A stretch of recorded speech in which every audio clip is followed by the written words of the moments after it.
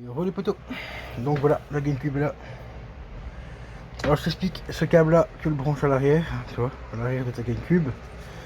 Et après je te montre après, parce que filmer et tout en même temps c'est pas évident. Donc ça, tu branches ça à l'arrière de la GameCube, hein, comme d'habitude. Voilà, tu le branches comme ça, à l'arrière. À l'autre bout, tu as les câbles. Hop. Là où tu as la fiche Spiritel, donc tu enlèves la fiche Spiritel et tu branches ces câbles là sur le boîtier ici en correspondance aux couleurs. Voilà, et je te reprends juste après pour te montrer quand je l'aurai branché le boîtier ici sur l'HDMI, enfin sur l'USB de cette télé là, voir si ça va fonctionner ou pas. Ouais, je te dis à tout de suite. Voilà, une fois que c'est branché, ça doit ressembler à ça. D'accord. Ensuite, on va le poser là en attendant. Hop. On va le brancher donc sur une petite, enfin sur une sortie USB de la télé. Faut juste que j'en trouve une. Voilà, il y en a une là. Voilà, là c'est branché. Donc on va faire un petit test vite fait en direct. Enfin en direct. Dans la vidéo, sans coupure les amis. Donc on allume le courant. On chope la télécommande de la GameCube. Là j'ai mon ruban qui est en train de s'illuminer. Je vais mettre la manette ici, j'aurai plus facile. Alors on va déjà allumer la GameCube.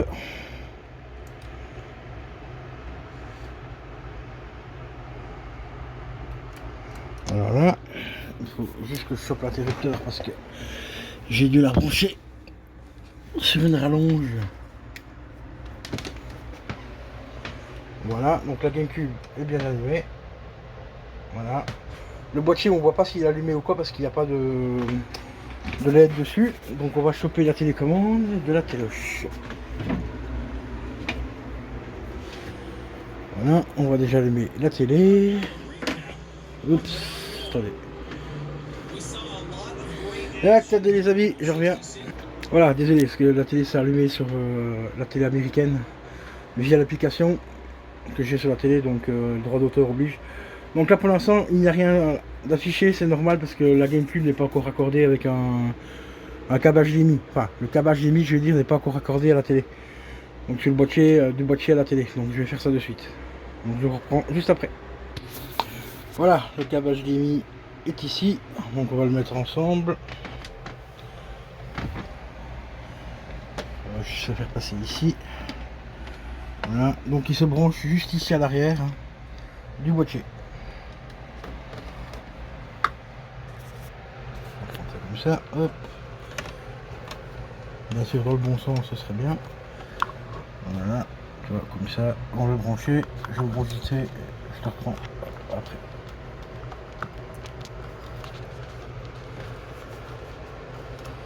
Voilà, tu vois, une fois que tout est branché, ça va donner ça. Voilà, donc la GameCube là est branchée directement sur le boîtier d'acquisition qui est juste là. Tu vois, mon boîtier il est là. Et mon appareil, l'appareil qui me permet de brancher toutes les HDMI est juste là. Et tu vois, on voit déjà le point lumineux vert qui est reconnu. Donc normalement, je dis bien normalement, ça devrait fonctionner. Il faut juste que je vérifie un truc. S'il est sur le bon boîtier.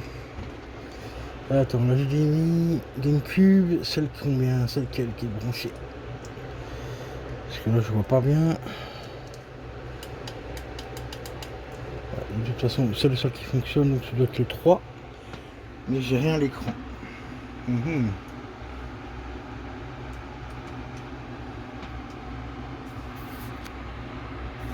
Apparemment, il n'y a rien qui s'affiche. Est-ce qu'il est bien sur le bon truc? On va changer de secteur. Là, il est en pâle. On va le mettre en XCam. Bon, apparemment, il n'y a rien qui fonctionne. Je vais débrancher le câble HDMI du boîtier. Enfin, de l'appareil et le rebrancher directement sur la télé, voir si ça fonctionne. Donc, je vous reprends juste après. Voilà, le câble HDMI est branché directement à la télé. Donc, on va voir si ça fonctionne. Évidemment, si je fais tomber la télécommande, on va pas aller loin.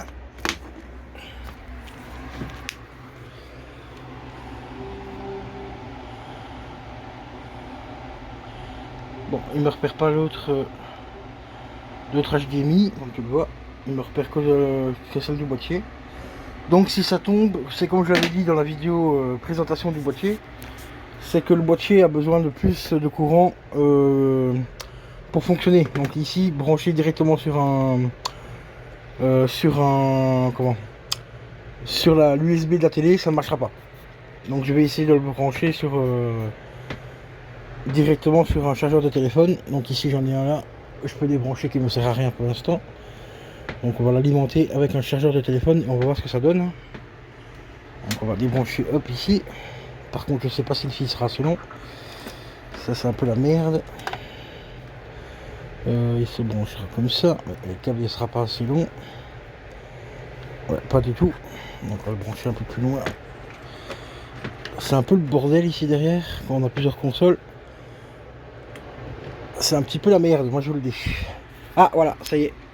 Regardez. Ça vient de changer de signal. Donc à mon avis, c'est que ça doit fonctionner, mais c'est toujours rien qui s'affiche à l'écran. Et pourtant, il m'a pas repéré le deuxième HDMI, parce que là je l'ai branché sur un autre HDMI. J'en reviens, je redébranche le câble HDMI que j'ai branché à la télé, je vais le rebrancher sur le boîtier, on va tester ça direct. Hein. Allez, à tout de suite. Bon, c'est chose faite, mais ça ne marche toujours pas. Là j'ai rallumé la switch quand même pour vérifier si le boîtier fonctionnait toujours. Mon petit boîtier HDMI, enfin le multi-boîtier, je veux dire, on va appeler ça comme ça. Mais ça ne marche toujours pas.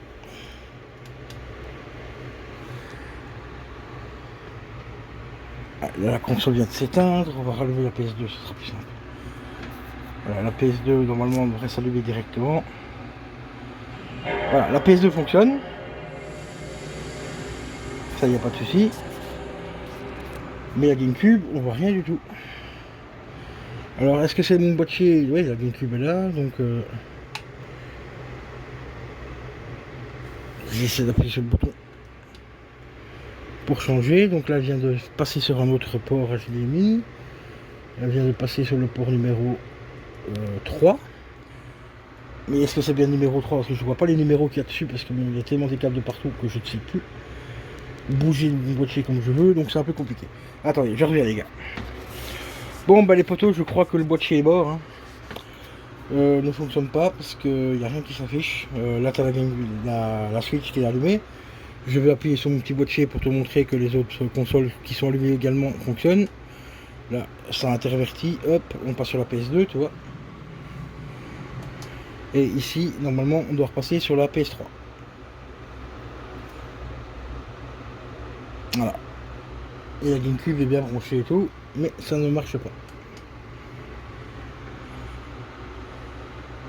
Voilà.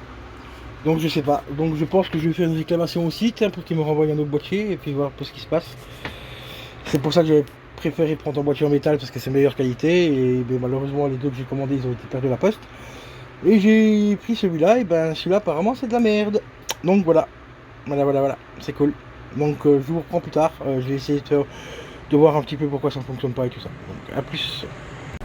Et heureux les amis, et ben voilà, hashtag drama, le câble, enfin le boîtier ne fonctionne pas. Voilà, j'ai essayé sur un autre appareil et tout, il n'y a rien que... Voilà. 10 balles, 2 mois, quasiment 2 mois d'attente pour l'avoir celui-là, et ben il ne va pas, donc voilà. Au départ je pensais prendre un boîtier en métal. Je vais vous mettre une photo dans la vidéo là pour vous montrer lequel que je devais prendre. Mais comme je t'ai expliqué dans la vidéo, ben ils ont été paumés 2 fois. Voilà, j'en ai commandé 2. Enfin 2. J'ai commandé le premier sur un site, pas sur Rakuten. J'ai attendu 2 mois et demi, 3 mois. Pas de nouvelles, donc j'ai fait une réclamation, j'ai été remboursé. J'en ai recommandé un deuxième dans une autre boutique, mais identique au même, hein, donc le même boîtier en métal aussi. Pareil, le boîtier a été paumé. Je me suis dit c'est quand même chiant. Et donc j'ai commandé le blanc, hein, tu vois, là. Et celui-là il est arrivé aujourd'hui, et ben il fonctionne pas. Voilà, c'est vraiment top du top. Donc ici j'ai fait des réclamations donc, au vendeur en lui disant que son appareil ne fonctionnait pas et tout, donc d'ici 3-4 jours je vais être remboursé normalement. Et puis voilà, j'essaierai d'en commander un autre. Voilà, c'est cool. Mais c'est comme ça, c'est les aléas de la vie. De temps en temps ça fonctionne, de temps en temps ça fonctionne pas. Pourtant, l'adaptateur que j'ai acheté pour la PS2, que j'ai payé 7 euros, bah ça fait 2 ans que je l'ai, il bouge pas, il fonctionne très bien. Produit chinois, tu vois. Là, le boîtier que tu as vu dans la vidéo aussi, où je peux mettre mes 5 consoles dessus, c'est un truc chinois, il fonctionne très bien, ça fait presque quelques mois, enfin 3-4 mois que je l'ai, il bouge pas. Le boîtier d'acquisition, c'est un chinois, il bouge pas non plus, il va même mieux que l'Elgato. Donc voilà, ça arrive hein, de temps en temps, hein, tu sais. Voilà, c'est des produits génériques, hein, donc ça peut arriver de temps en temps malheureusement. Mais voilà. Donc je vous tiendrai au courant dès que j'en aurai récupéré un autre pour faire le test. Hein, donc voilà. Allez, je vous dis à la prochaine les potos. Ciao ciao. Voilà, juste avant de partir, je te montre quand même le boîtier. Toi c'est celui-là mais en métal. Toi c'est exactement le même, hein, mais en métal. Donc celui-là normalement il est de meilleure finition, meilleure qualité et tout, mais paumé 2 fois pendant le transport, donc pas de bol. Donc j'ai essayé de recommander un à peu près le même, pas trop cher non plus parce que ça vaut pas plus de 10 balles, hein, donc voilà.